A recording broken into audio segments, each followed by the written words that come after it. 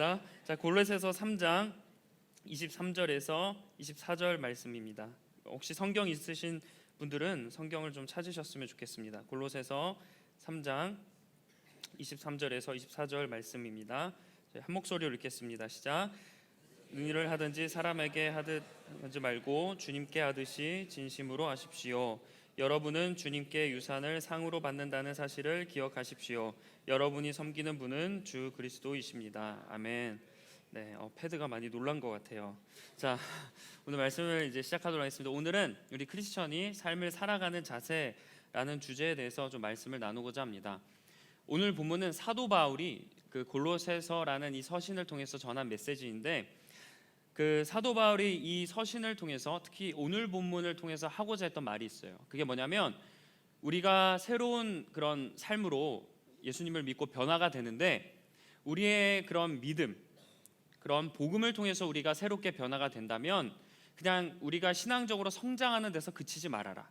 그럼 어디까지 나아가야 하냐? 우리의 삶이 새로운 존재가 되었다면 우리의 삶도 변화되어야 한다. 새로운 그런 삶을 살아야 한다라는 걸 사도 바울이 이야기하고 있습니다. 그래서 먼저 3장 18절부터 우리가 살펴볼 텐데, 이 3장 18절에는 사도 바울이 아내에게 어떻게 하라고 권면하는 내용이에요. 근데 아내에게 뭐라고 하냐면 남편에게 순종하라는 겁니다. 남편을 딱 봤어요. 남편을 딱 봤는데 아무리 그 눈에 불을 켜고 순종할 거리를 이유를 찾으려고 머리부터 발끝까지 찾아보지만 순종할 그런 거리가 없어도 순종하라는 겁니다. 딱 남편을 딱 봤는데 소파에 앉아서 이렇게 속옷 차림에 앉아가지고 이렇게 코를 이렇게 파면서 그 손으로 뭐 과자를 먹고 엉덩이를 긁고 막 TV를 보면서 이렇게 웃어도 그런 모습에 미움과 답답함이 들겠지만, 그럼에도 불구하고 아내는 남편에게 순종해야 한다는 거예요. 자, 근데 이 남편에게 순종할 때 아내가 이제 대하는 방법들이 있는데, 왜 여자가 남자에게 이렇게 아내가 남편에게 순종해야 할까? 사실 이 순종이라는, 여자가 순종해야 되는 단어가 조금 이렇게 요즘 시대로 따지면 좀 거부감이 들 수도 있는데, 사실 우리가 그 바울이 당시에 살았던 그 시대적 배경과 좀 성경적인 배경을 이해할 필요가 있습니다. 자, 하나님께서 여자를 창조하신 배경에 대해서 설명하는 말씀이 있죠. 창세기 2장 18절입니다. 자, 2장 18절에 보면 주 하나님이 말씀하셨다. 하나님께서 직접 말씀하신 거예요. 남자가 혼자 있는 것이 좋지 않으니 그를 돕는 사람, 곧 그에게 알맞은 짝을 만들어 주겠다라고 합니다. 그러니까 이 말씀을 통해서 알 수 있는 건 남자는 절대적으로 여자의 도움이 필요한 존재라는 거예요. 태생적으로 여자의 도움이 필요한 존재가 남자입니다. 그래서 여자들이 남자를 도와야 한다는 거예요. 이게 성경적이라는 겁니다. 그냥 바울이 순종하라고 했을 때 그게 그런 의미가 아니라, 성경에서 이미 창세기에도 이렇게 말씀하셨고, 남자는 여자의 도움이 필요한 존재이기 때문에 아내 보고 남편을 도와주라는 겁니다. 저도 이제 결혼한 후에 사실 되게 저도 혼자서 잘하는 그런 사람이라 생각했거든요. 근데 아내의 도움이 정말 많이 필요합니다. 그래서 제가 결혼한 후에 나도 손이 많이 가는 사람이었구나라는 걸 결혼하고 나서 많이 느끼는데, 뭐 가정의 평화를 위해서 그런 건 아니고 진짜 좀 그런 걸 많이 느껴요. 그래서 하나님께서 왜 돕는 배필이라고 하셨는지, 도우라고 하셨는지를 제가 이 창세기 지금 이 본문을 너무나 크게 묵상하게 되었습니다. 그런데 이제 여자가 남자를 도와줘야 한다는 그 말을 듣고 나서 그러니까 아내가 남편에게 강한 태도나 무시하는 태도로 도와주어서는 안 돼요. 순종이라고 했습니다.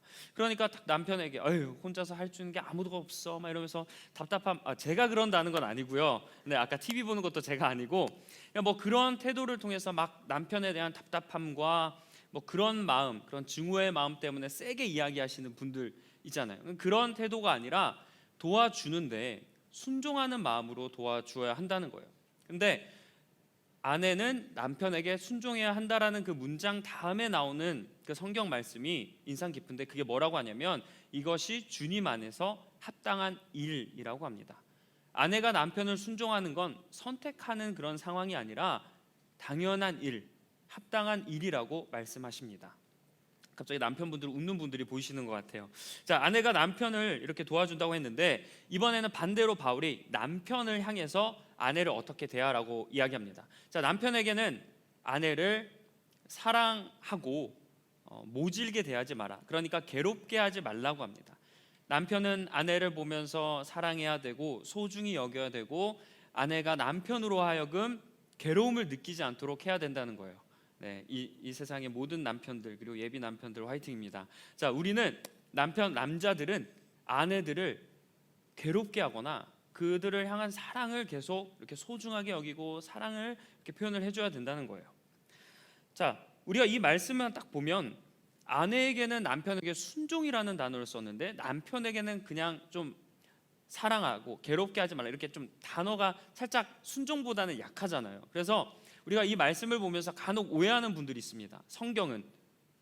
기독교는 남성 우월적인 그런 종교다, 남성을 좀 우대하는 종교다라고 오해하는데, 지금 제가 앞서 말씀드렸다시피 지금 이 성경 말씀이 쓰여질 당시의 시대적 상황으로 우리가 봐야 됩니다.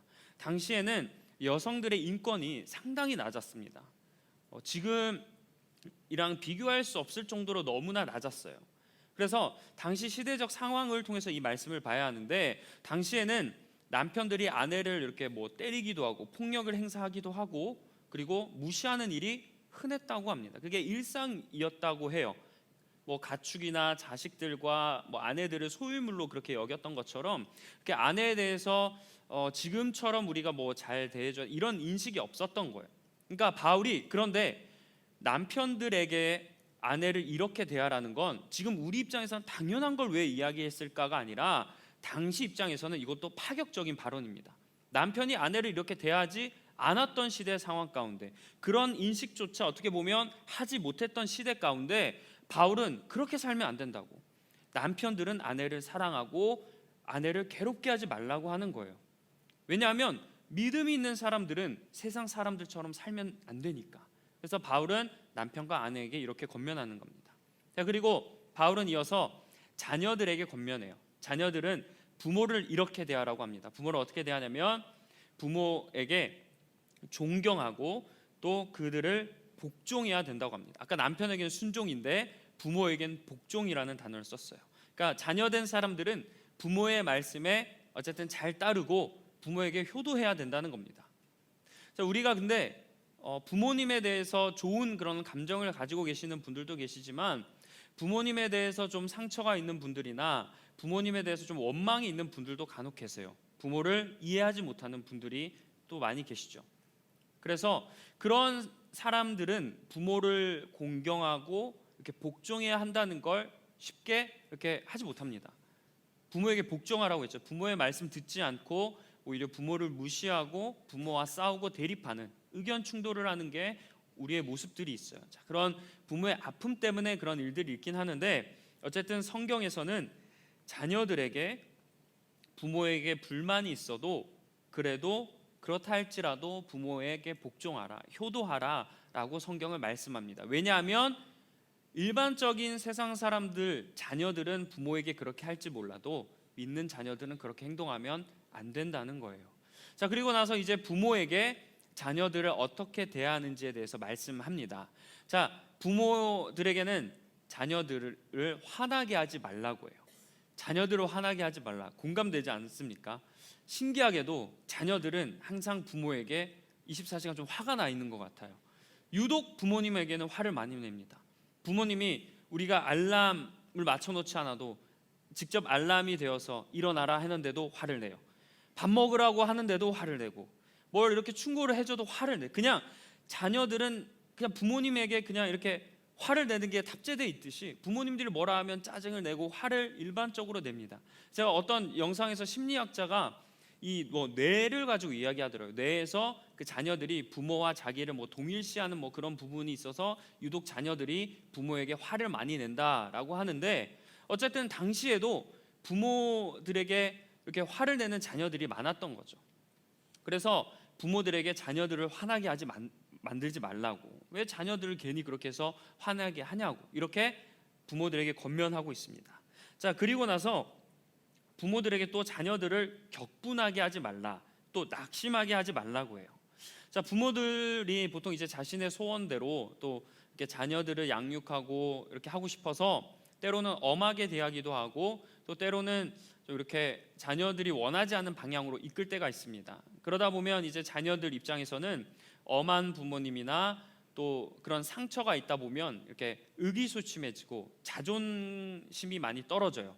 그러면 그 아이의 그 자녀의 현재 삶뿐만 아니라 미래의 삶까지도 무너지는 경우들을 많이 보게 됩니다.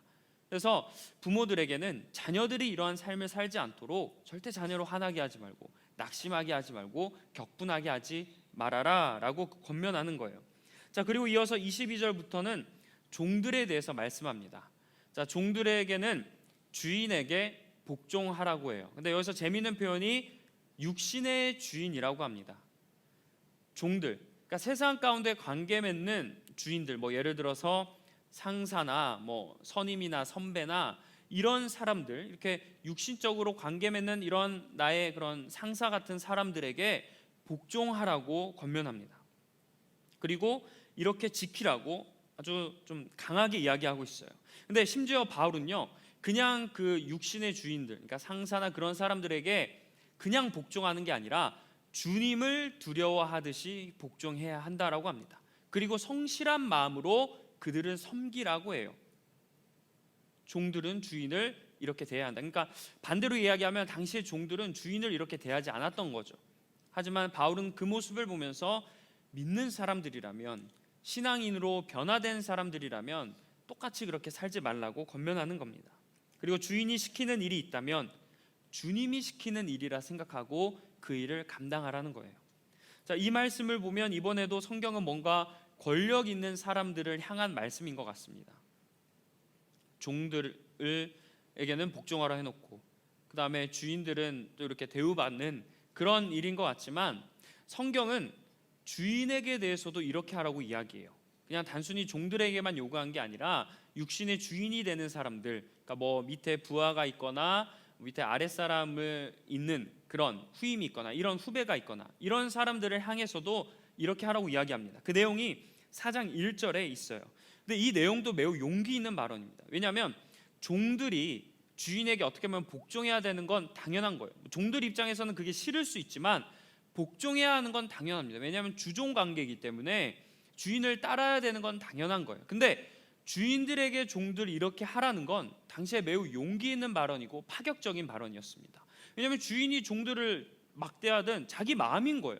돈 주고 샀고 어쨌든 자기의 소유물인데 주인이 뭐 종들에 대해서 눈치 보면 할 게 있습니까? 그냥 막대해도 되는 거예요. 당시 풍습이 그랬습니다. 그러나 바울은 이런 주인들에게 권면하고 있어요. 자, 그 내용이 무엇인지 보면 주인은 종들에게 대해서 정당하고 공정하게 대우하라고 합니다. 종들이라고 해서 막 불합리하고 불공평하게 대하는 게 아니라 정당하게 대하라고 합니다. 왜 그럴까요? 하나님은 공의롭고 정의로운 분이신 줄 믿습니다. 성경에 기록된 대로 하나님은 정의로운 분이시고 공의로 우리를 다스린다고 했어요. 막 성경의 구약 성경 예언자들 보면 뭐 아모스 이런 데 보면 정의가 물같이 흐르는데 뭐 이런 고백들을 합니다. 이미 하나님은 정의롭고 공의롭고 의로우시다라는 걸 다들 알고 있어요. 자, 우리가 믿는 하나님이 정의로운 하나님인데 그 하나님을 믿는 주인들도 당연히 하나님을 따라 살면 어떻게 해야 될까요? 주인들도 종들을 공의롭게 대해야 되는 거예요. 세상에서는 주인들이 종을 막 부려먹을 수도 있지만 하나님을 믿는 자녀들은 하나님의 속성인 정의와 공의로 종들을 대하라는 겁니다. 자, 바울이 아내들과 남편들과 자녀들과 또 부모들 이런 가족 관계를 넘어서 이제는 종들과 주인들, 그러니까 세상에서 관계 맺는 이런 모든 것을 통틀어서 쭉 이야기하면서 그리스도인이라면 자기가 권면한 대로 하나님 말씀대로 살아라라고 바울이 이야기하고 있습니다. 자, 여기에서 이렇게 권면했다는 건 당시에 사람들이 이렇게 살지 않았다는 거예요. 그냥 자녀들은 부모님을 막 불효하고 부모들도 자녀들을 막 이렇게 화나게 하고 남편들은 아내를 사랑하지 않고 뭐 때리기도 하고 뭐 그러고 아내들은 남편을 순종하지 않고 뭐 주인은 종들을 막 이런 그런 좀 안 좋은 그런 악한 모습들, 그런 모습들이 가득한 세상 가운데 믿는 사람이라면 이렇게 살면 안 된다는 거예요. 하나님이 똑같이 세상 사람들과 그리스도인들이 살아가는 것을 원치 않으신다는 겁니다. 왜냐하면 우리는 복음으로 변화된 사람들이니까 복음대로 살아야 되잖아요. 근데 그 복음은 세상처럼 사는 게 아니라는 거예요. 사랑하고 아껴주고 용납하고 위아래 구분 없이 서로 보듬어주는 그런 삶을 사는 게 바로 복음이라는 겁니다. 왜냐하면 예수님께서 서로 사랑하라고 말씀하셨으니까. 자, 그런데 이렇게 권면의 대상들은 달라요. 이렇게 여러 대상들은 이렇게 읊었지만 그 대상들에게 했던 내용들 중에 공통적인 핵심 원리가 있습니다. 모두가 똑같이 적용해야 되는 원리가 있었는데 그 말씀이 오늘 본문 23절이에요. 자, 지금 화면에 띄어질 텐데 이 말씀이 오늘 하나님께서 나에게 주신 말씀이라고 생각하면서 우리 한 목소리를 함께 읽도록 하겠습니다. 시작. 무슨 일을 하든지 사람에게 하듯 하지 말고 주님께 하듯이 진심으로 하십시오. 자, 공통적인 핵심이 뭐예요? 무슨 일을 하듯이 누구에게 하라고요? 주님께 하듯 하라. 나에게 주어진 일이 뭐 크든 작든 쉽든 어렵든 관계를 맺든 그 사람이 좋든 나쁘든 싫든 뭐 존경스럽든 간에 그런 거 구별하지 말고 모든 일, 특정한 일이 아니라 모든 일을 주님께 하듯이 그것도 어떻게 해요? 진심으로. 가식적이 아니라 진심으로. 우리 뭐 예를 들어서 사람 관계에 있어서 뭐 육신의 주인이라고 했을 때 뭐 상사가 있으면 아, 예, 그렇게 하겠습니다 하고 속으로는 아, 예, 좋아요 막 웃으면서 뒤에서는 막 이렇게 하거나 네. 막 이렇게 막 이렇게 하거나 그런 걸 하지 말라는 거예요. 똑같이 우리가 주님이 너에게 자, 저 땅 보이지? 저기 가서 해. 자, 저기 가봐 했으면 예 하면 우리가 그 땅 가서 막 이렇게 안 하잖아요. 막 주님께 막 이렇게 하지 않잖아요. 그런 것처럼 우리가 하는 모든 관계와 모든 일을 주님께 하듯이 그렇게 하라고 말씀하는 겁니다. 나는 주님을 그렇게 대하는 그런 모습들을 우리가 살펴보면서 그 모습 그대로 모든 일과 사람을 대하라는 거예요. 자, 근데 우리 리버스 청년 여러분, 우리가 이 말씀을 기억할 때 무슨 일이든 주님께 하듯 하라고 했다고 해서 우리가 여기서 포커스가 뭘까요? 주님께 하듯일까? 무슨 일을 하든지일까? 그런데 우리가 보통 이 말씀을 하면 그래, 무슨 일들 좋든 나쁜 이런 일에만 집중하는데 사실 오늘 말씀에서 우리가 변화되는 출발점이 뭐냐면 주님께 하듯이에요. 우리가 무슨 일을 주님께 하듯 한다고 했을 때 내가 과연 주님께 어떻게 하고 있는가, 여기서부터 시작해야 한다는 겁니다. 여러분은 주님을 어떻게 생각하십니까? 여러분은 어떻게 주님을 대하고 계세요? 여기서부터 시작해야 한다는 겁니다. 만약에 내가 주님을 변함없이 경배하고 있으면 무슨 일을 하든지 그런 마음으로 해도 되지만 내 기분 따라 주님을 경배한다고 생각해 보세요. 그러면 무슨 일을 내 기분 따라 하면 될까요? 안 될까요? 안 되죠. 그리고 내가 듣고 싶은 주님의 음성만 듣는 그런 신앙생활을 하고 있어요. 모든 거에 순종하진 않아. 그러면 무슨 일을 할 때 내가 하고 싶은 거, 듣고 싶은 것만 하고 내가 듣기 싫고 하기 싫은 것 안 하면 안 되잖아요. 그리고 뭐 우리가 신앙생활 하는데 단지 위로만 받고 싶고 평안만 얻고 싶어서 주님을 찾는다던가, 예수님을 마치 그 요술램프의 지니처럼 이렇게 나의 소원을 들어주는 도구로 생각한다면 내가 예수님을 그렇게 믿는데 무슨 일을 어떻게 주님께 하듯이 할 수 있겠습니까? 그래서 우리가 주님께 하듯이 한다고 했을 때 내가 어떻게 주님을 대하고 주님을 바라보고 믿고 있는가, 여기서 우리가 고민하고 생각해 봐야 합니다. 자, 저도 대학교 2학년 때 이제 대학생들 되면 한번 이제 해보고 싶은 게 캠프나 수련의 스텝이잖아요. 그래서 저도 이제 친구가 이렇게 좀 같이 캠프를 하자고 해서 학교에서 그 동아리에서 이제 여러 교회들이 모여서 하는 그런 청소년 캠프가 있었는데 딱 한 번 가봤습니다. 그래서 대학교 2학년 때 친구랑 그 캠프를 갔어요. 근데 거기가 청소년 캠프였어요. 근데 제가 대학교 2학년이니까 거기 오는 청소년들과 나이 차이가 그렇게 크게 나지 않았습니다. 그래서 뭐 이렇게 스텝들을 총 관리해 주시는 그런 분이 계셨는데 저희를 불러놓고 스텝 교육을 해주셨어요. 뭐 이건 이렇게 하고 하다가 이제 학생들을, 오는 청소년들을 대하는 그런 법에 대해서 설명해 주셨는데 그분이 뭐 이런저런 얘기를 하다가 갑자기 동생 있는 사람 손 들어보라는 거예요. 그래서 동생 있는 사람들이 좀 몇 명이 손을 들더라고요. 그때 그래, 여러분에게 친동생이 있는 것처럼 동생 대하듯이 그냥 그 학생들 대하면 된다고 라고 하고 마무리를 했거든요. 근데 막 그런 이야기 중에 제 친구가 슬쩍 저 옆에서 조용하게, 야, 나는 동생이랑 맨날 싸우는데 그러면 그 애들이랑 싸우라고 뭐 이렇게 하라는 거야? 라고 묻는 거예요. 저도 그 얘기를 듣고 지금 그렇게 하면 정신 차려야지라고 하는 게 아니라 저도 조용하게 나도 그래라고 이야기를 했습니다. 그러니까 저랑 제 친구가 동생 대하듯이 거기 있는 청소년 애들 대하면 큰일 나는 거예요. 그래서 우리가 주님께 하듯 한다고 했을 때 내가 주님께 하듯을 어떻게 하고 있는지를 우리가 잘 결단하고 돌아봐야 한다는 겁니다. 그러면 우리가 주님께 어떻게 할까요? 어떻게 행동해야 될까요? 자, 마태복음 22장 37절 말씀입니다. 자, 이 말씀에선 예수께서 말씀하셨다고 하죠. 내 마음을 다하고 내 목숨을 다하고 내 뜻을 다하여 주 너의 하나님을 사랑하라. 우리가 주님을 어떻게 대해야 돼요? 마음을 다하고 목숨을 다하고 뜻을 다해서 사랑하는 거예요. 마음을 다하고 목숨, 이 생명까지도 다해서, 그리고 나의 뜻을, 나의 모든 것들을 다 하나님께 드린다는 거예요. 생명, 외적인 거, 마음적인 거, 내부적인 거 다 모든 나의 그냥 전 인격적인 그 모든 것을 다해서 주님을 대하라는 겁니다. 사랑해야 된다는 거. 이건 예수님께서 직접 하신 말씀입니다. 따라서 우리도 이 말씀처럼 주님을 이렇게 대하는 저와 여러분이 되길 간절히 축원합니다. 자, 우리가 먼저 주님을 이렇게 대하는 자세로 이제 다른 사람을 대해야 하는 거예요. 주님께 이렇게 하는 마음을 먼저 우리가 잡고 그 다음에 이제 사람을 어떻게 대해야 되는지로 넘어가야 하는 겁니다. 자, 근데 우리가 사람을 대한다고 했을 때 교회에서 만나는 지체들뿐만 아니라 세상에서 만나는 지체들도 잘 대해야 됩니다. 오늘 본문에서 바울이 교회에서 만나는 성도들 간에, 그래서 청년이면 청년들 간에, 공동체 안에서 이런 이야기를 하는 게 아니라 바울은 세상에서 어떻게 살아가야 하는지를 이야기하는 거예요.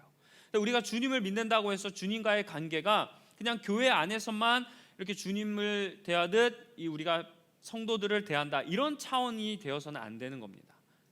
교회를 넘어서 세상에서도 세상에서 관계 맺는 모든 사람들을 주께 하듯 어떻게 해요? 목숨을 다하고 마음을 다하고 뜻을 다해서 그들을 사랑하고 섬겨야 한다는 겁니다.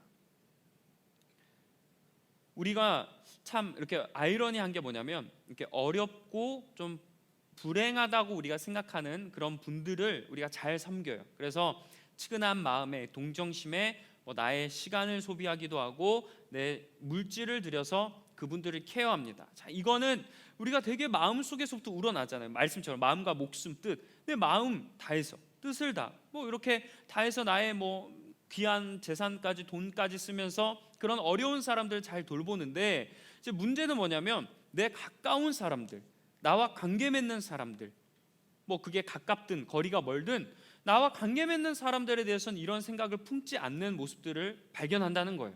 오히려 이런 사람들에게는 어떤 정신이에요? 눈에는 눈, 이에는 이, 이런 마음을 가질 때가 있어요. 어려운 사람들, 나보다 어렵다고 생각하는 사람은 잘 이렇게 섬겨줄 수 있는 마음이 있는데, 그냥 나와 관계 맺는 가족부터 여러 사람들까지, 그런 사람들에게는 우리가 이런 마음으로 섬기지 못하는 겁니다. 그래서 우리가 다른 사람들을 섬긴다고 했을 때 나와 관계 맺는 그 모든 사람들을 우리가 생각해 봐야 된다는 거예요. 특정한 사람들을 대하는 게 아닙니다. 근데 여러분들 아마 경험하신 분들도 있을 거예요. 내가 주변 사람들, 가족부터 주변 사람들, 교회 지체들도 마찬가지고 섬겨요. 진짜 결단해서 용기 내서 섬깁니다. 그러면 그 사람들도 나를 똑같이, 나에게도 잘 대우해주면 너무나 좋죠. 근데 그러지 않은 사람들도 많이 있어요. 그래서 내가 그것 때문에 답답하기도 하고 속상하기도 하고, 때론 그 사람이 도와주는 것에 대해서, 내가 섬기는 것에 대해서 너무 뻔뻔하게 당연하다듯이 여기는 걸 보면 화나기도 하고 자존심 상하기도 하고, 내가 섬긴다고 하는데 무시하고 오히려 이렇게 연락을 하는데 갑자기 이렇게 쏘아내는 그런 반응을 보이고 하면 내 마음에 상처가 받을 때가 있잖아요. 나는 섬긴다고 했는데.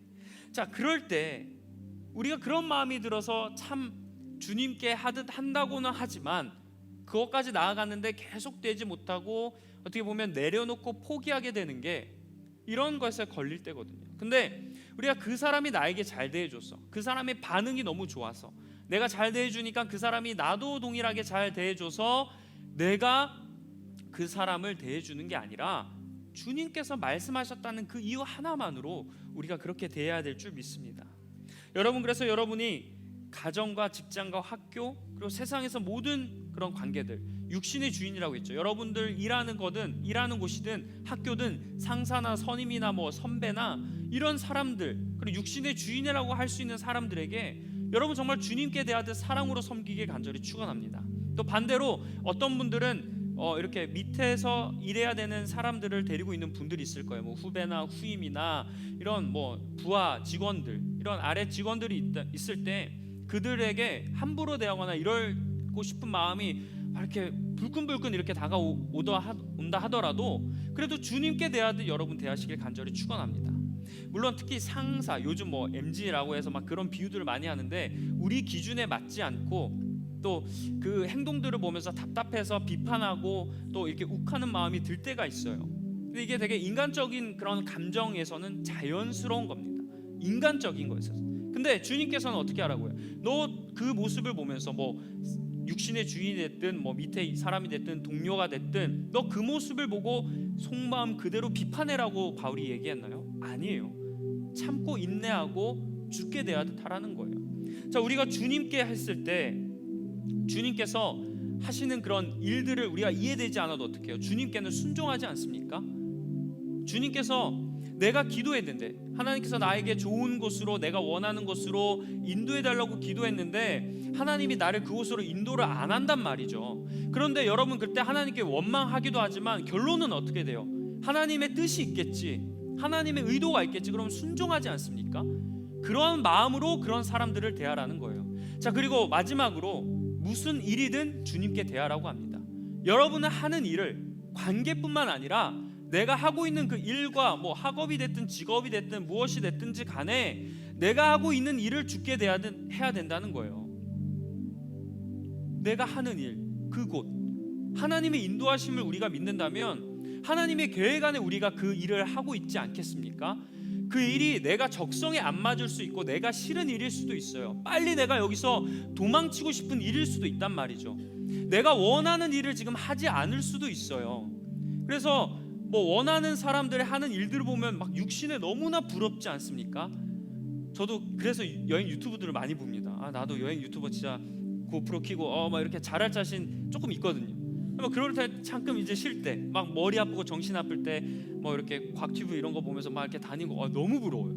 근데 육신적으로 내가 하는 일에 대해서 이렇게 좀 생각하기보다 다른 사람들이 일을 보면서 부러워할 때 그때 하나님을 조금 왜 내가 이 일을 하고 있지?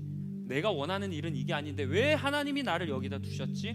이런 마음이 들지만 그럼에도 하나님의 뜻이 있고 계획이 있다고 우리가 믿잖아요. 여기를 통해서 하나님 메시지가 있겠지, 하나님의 보내신 계획이 있겠지, 나를 성장시키려고 하시겠지. 이런 마음으로 우리가 그 상황에 놓일 때 이해하듯이 지금 여러분이 있는 일이 마음에 들거나 힘들어도 그런 자세로 일을 해야 된다는 거예요. 무슨 일을 하듯이 주께 하듯, 내가 하는 일이 좋든 나쁘든 주께 하듯 그 일을 해야 된다는 거예요. 이게 크리스천들이 살아가는 자세라는 겁니다.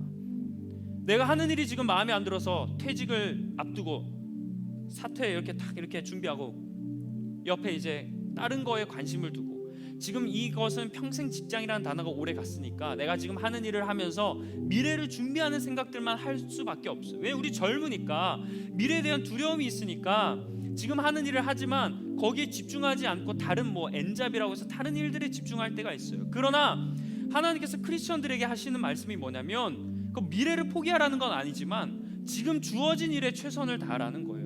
죽게 하듯이 하라는 겁니다. 그 일이 정말 버겁더라도 내가 빨리 도망치고 싶더라도 그 일을 죽게 하듯이 하라는 거예요. 주님께서 주신 일이구나, 주님께서 주신 환경이구나, 그렇게 대하라는 겁니다. 교회 사역만 그 일을 그렇게 하는 게 아니에요. 사역 외에도 세상의 일도 다 그렇게 감당해야 하는 겁니다.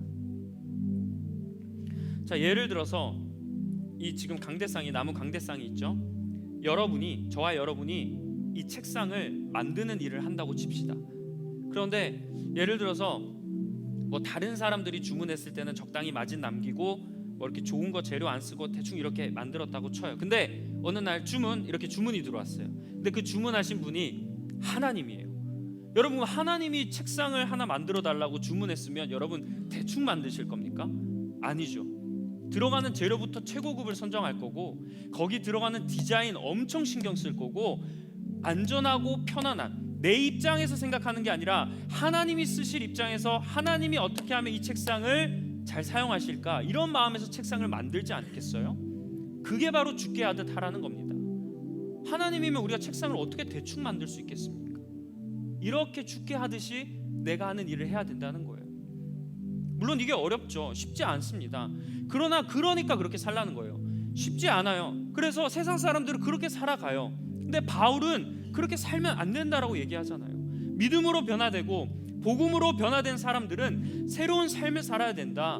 그렇게 살면 안 된다. 하나님을 생각하듯이 모든 일을 대하라고 이야기합니다. 이제 말씀을 맺겠습니다.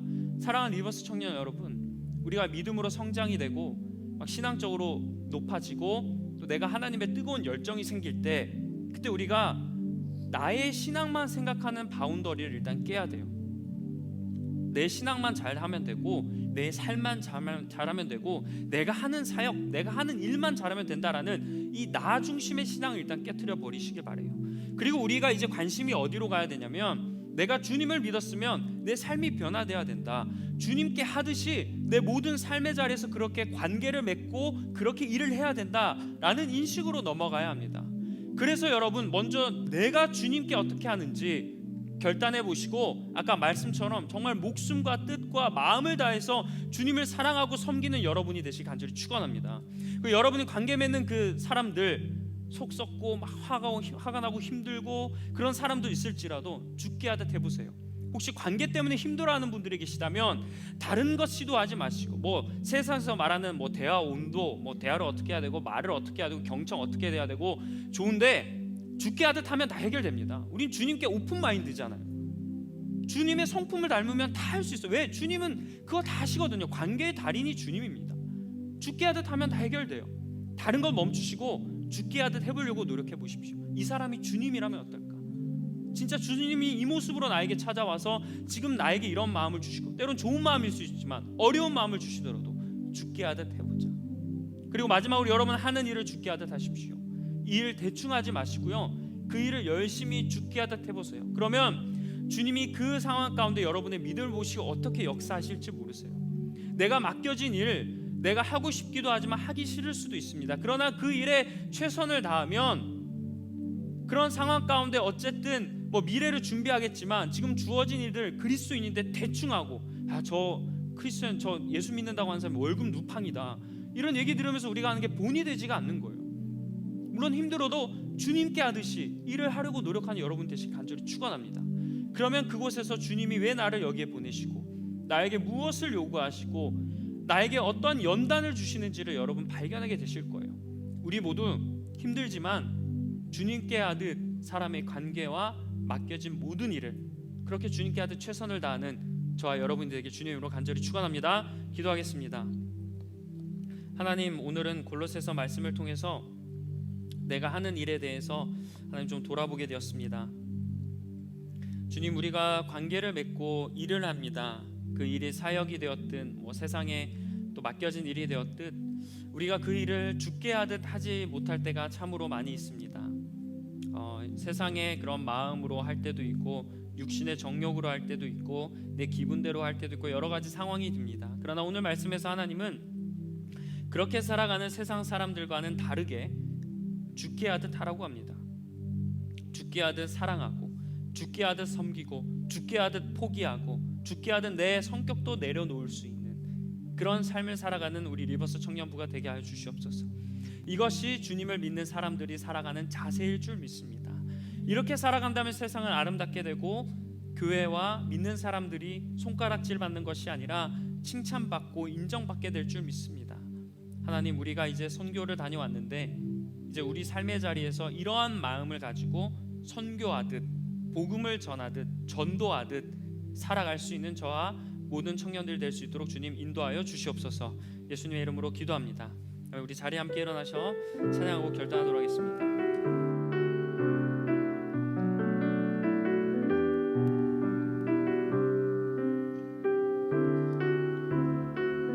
아무도 예배하지 않는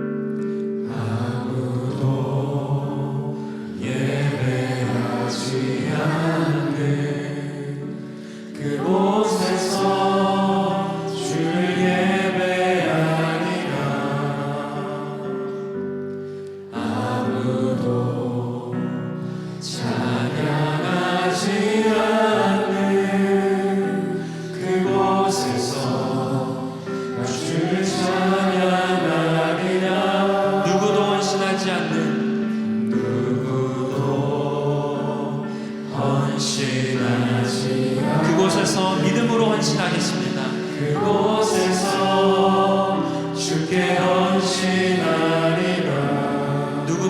증거하지 않는 누구도 증거하지 않는 그곳에서 나 주를 증거하리라.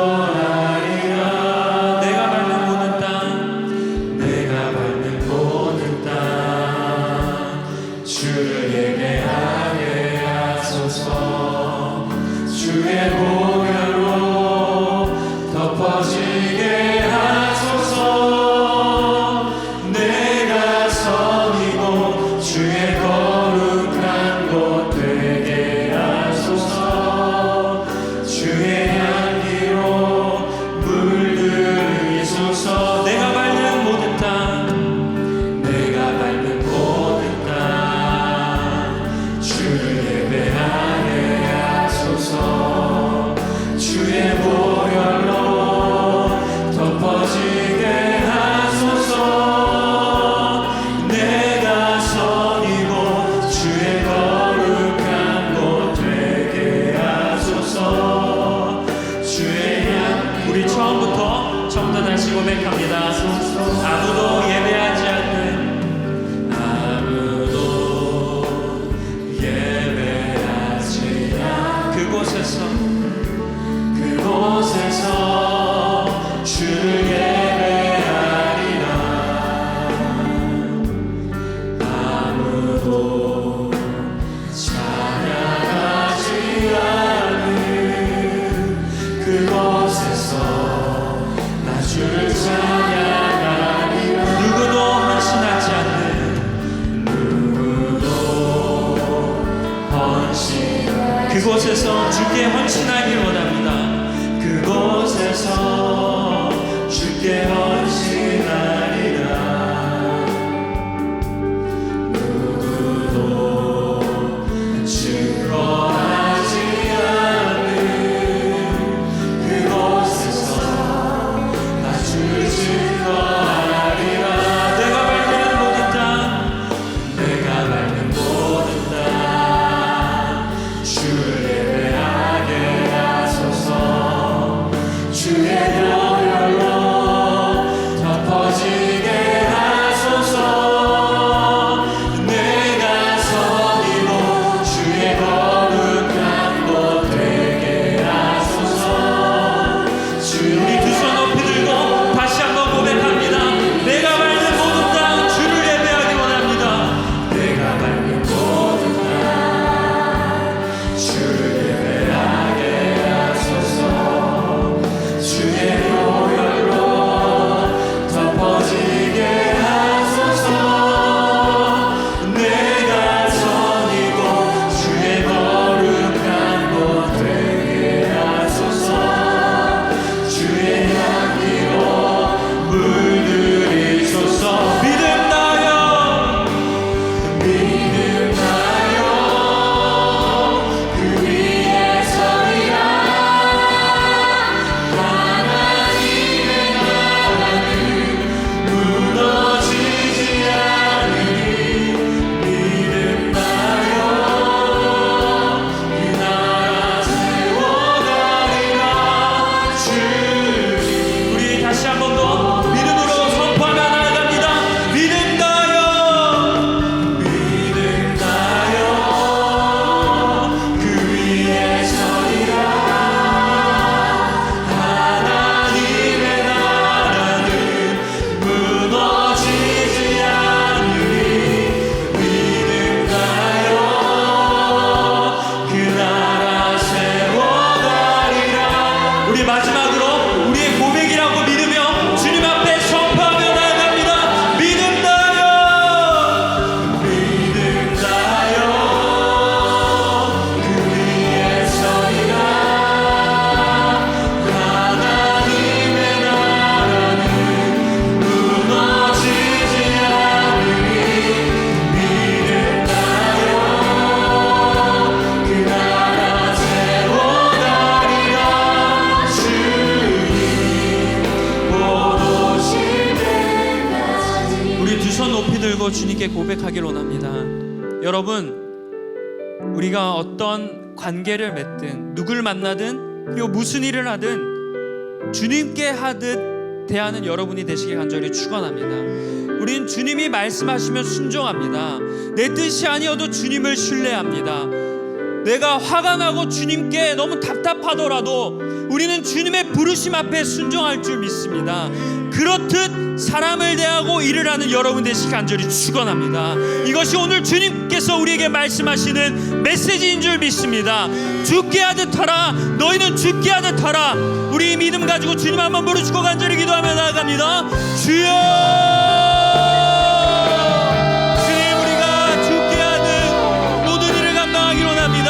무슨 일이든 주님께 하듯 우리가 그 맡은 일을, 그 관계된 사람들을 섬기고 성실하게 진심을 다하여 그 일을 감당하게 하여 주시옵소서. 오 주여, 무슨 일이든 죽게 하듯 하라. 무슨 일이든 죽게 하듯 하라 말씀하셨습니다. 먼저 주님, 내가 주님께 하는 그 주님의 행동들을 돌아보게 하여 주시옵소서. 주님께 내가 어떻게 하고 있는지, 주님을 내가 어떻게 따르고 있는지, 주님을 내가 어떻게 고백하고 있는지, 내가 주님 앞에 어떻게 고백하고 어떻게 행동하고 주님 앞에 어떻게 나아가는지를 먼저 기대하고 돌아보고 주님 앞에 나아갈 수 있는 우리가 되게 하여 주시옵소서. 주님, 내가 죽게 하는 대하길 원합니다. 주님, 그 믿음을 다하게 주시옵소서. 사람을 만나고 상황을 겪고 어떤 곳에 있든지 무슨 일을 하든지 간에 주님께 하듯 대하고 말하고 행동하고 생각하는 우리 리버스 청년분 되게 하여 주시옵소서. 주여, 주님, 이 시간 죽게 하듯 할 수 있는 그 용기와 담대함과 믿음을 우리에게 주시옵소서. 인간적인 욕구로, 인간적인 마음으로 나의 기분대로 내 감정대로 대하는 것이 아니라 죽게 하듯이 그 사람이 주님일 수 있고 그 일이 주님께서 나에게 맡겨주신 사명일 수 있다는 것을 우리가 늘 인식하며 죽게 하는 모든 일을 무슨 일이든지 간에 감당할 수 있는 우리 리버스 청년분 되게 하여 주시옵소서. 작은 일이라 할지라도, 보잘것없는 일이라 할지라도 우리가 인간적인 눈으로 바라보는 것이 아니라 주님의 시선으로, 주님의 눈으로 바라보기 원합니다. 인간적인 눈에는 보잘것없는 일일 수 있지만 주님의 눈에는 위대한 일입니다. 주의 시선으로, 주의 능력으로 우리에게 맡겨진 일을 하나하나 감당하고 성실하고 부지런하게 실천할 수 있는 우리 리버스 청년분에게 하여 주시옵소서.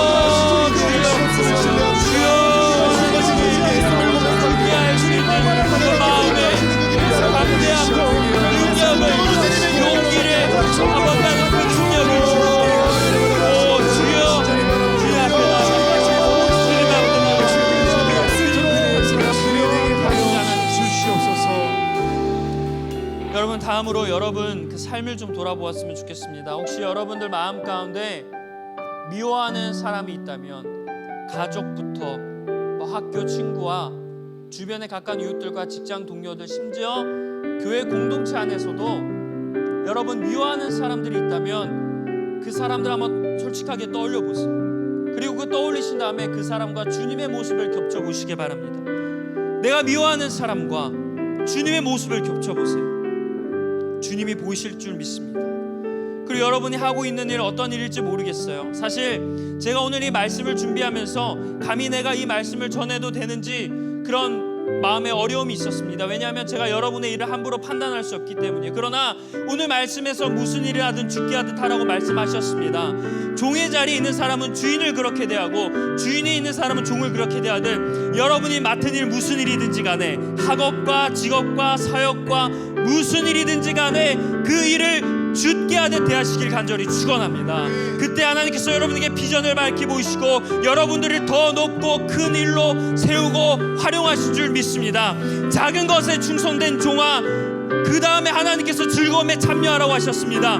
그 작은 일부터 충성을 다해 죽게 하듯 하는 여러분 되시길 간절히 축원합니다. 우리 믿음 가지고 다시 한번 주님 한번 부르시고 기도하며 나아갑니다. 주여,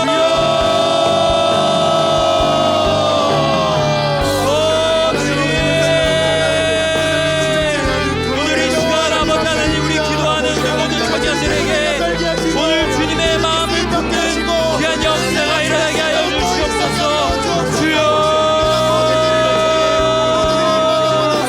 주여.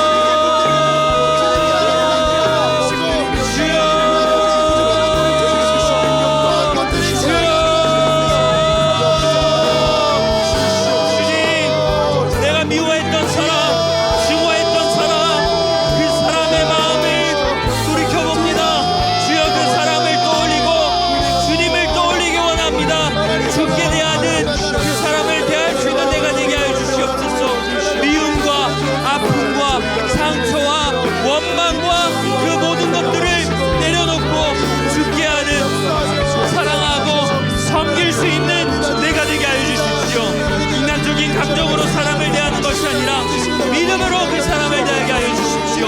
말씀으로 그 사람을 대하게 하십시오. 주님을 보시듯 그 사람을 대하게 하여 주십시오. 그리고 내가 맡은 일이 무슨 일이든지 간에 그 일을 주님께 하듯 하십시오. 소홀히 하지 않기를 원합니다. 대충 하지 않기를 원합니다. 아버지 하나님, 아무 마음 없이 열심 없이 그저 하루하루 살아가는 내 인생이 아니라 맡겨진 일에 최선을 다하고 때로는 도전하고 때로는 무모해 보일지라도 열심히 그 일을 성실히 감당하는 가운데 그 일을 통해 열리게 하시는 우리 주 예수 그리스도의 은혜가 우리 귀한 리버스 청년분들의 삶 가운데 충만하게 넘치게 하여 주시옵소서. 주여,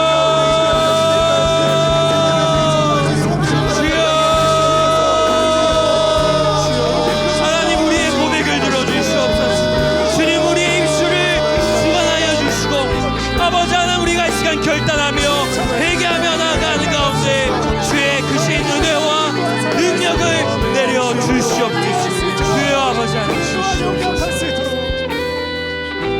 여러분 마지막으로 우리 공동체를 위해서 기도했으면 좋겠습니다. 여러분 VM 공동체, SM 공동체, 그리고 그 셀을 섬기는 셀 리더 인턴들, 그리고 사역을 섬기는 사역 팀장들, 그리고 사역 팀원들, 그리고 또 대표단들, 그리고 여러분 우리 부장님부터 사역자들 위해서 기도해 주시고, 특별히 이 시간 여러분 이 공동체를 위해서 내가 무엇을 할 수 있을까 결단했으면 좋겠습니까? 공동체가 나를 위해서 무언가 해줄 수 있는 것도 그런 마음도 좋아요. 그러나 내가 이 공동체를 위해서 무엇을 할 수 있을까? 내가 이 공동체를 위해서 어떠한 섬김으로 나아갈 수 있을까? 여러분 결단하시기 간절히 축원합니다. 여러분 섬김의 자리가 있다면 섬김의 자리로 나아가시기 간절히 축원합니다. 기도회가 필요하다면 내가 기도의 자리로 나아가기 간절히 축원합니다. 여러분 어찌됐건 내가 할 수 있는 그 섬김의 자리로 나아가는 공동체를 위해서 그렇게 헌신할 수 있는 여러분들이 되시길 바랍니다. 그런 헌신자가 한 명, 두 명 세워질 때 이 공동체는 더욱더 믿음으로 안전하게 세워져 갈 줄 믿습니다. 우리 믿음 가지고 주님 한 번 부르시고 공동체를 위해 기도하며 나아가겠습니다. 주여, 하나님, 우리 리버스 청년부 공동체를 주님 기억하여 주시옵소서. 내가 이 공동체를 위하여 무엇을 할 수 있을까? 어떤 일을 할 수 있을까? 고민하게 하여 주시옵소서. 내가 공동체를 사랑하고 내가 공동체를 위한 마음이 있다면 섬김의 자리로, 헌신의 자리로 나아갈 수 있도록 주님 도와주시옵소서. 주님, 그리고 이 공동체를 위해 기도하게 하여 주시옵소서. 아버지, 이 공동체를 섬기는 우리 사역자들과 우리 부장님과 여러 사역팀들, 대표단들, 셀리더 인턴들, 그 사명의 자리, 그 기억을 하며 우리가 그들을 위해 기도하고 충고하고 사랑의 말을 전할 수 있는 우리가 되게 하여 주시옵소서.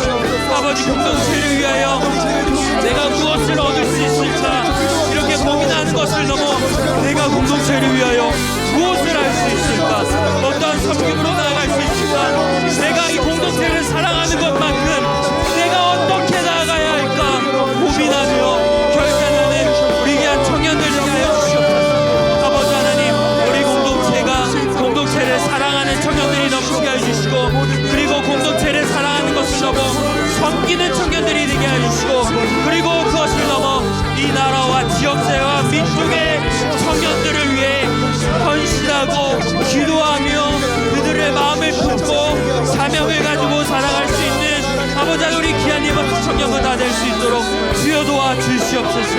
하나님의 나라는 끝나지 않았습니다. 아버지, 주의 역사는 끝나지 않았습니다. 아무리 시대가 어렵고 세대가 악하다 해도 주님, 이렇게 주를 위해, 나라를 위해, 공동체를 위해, 교회를 위해 기도하는 이런 귀한 청년들이 있으니 이 나라와 민족은 무너지지 않습니다. 주여, 우리들의 기도를 기억하여 주시옵소서. 주여,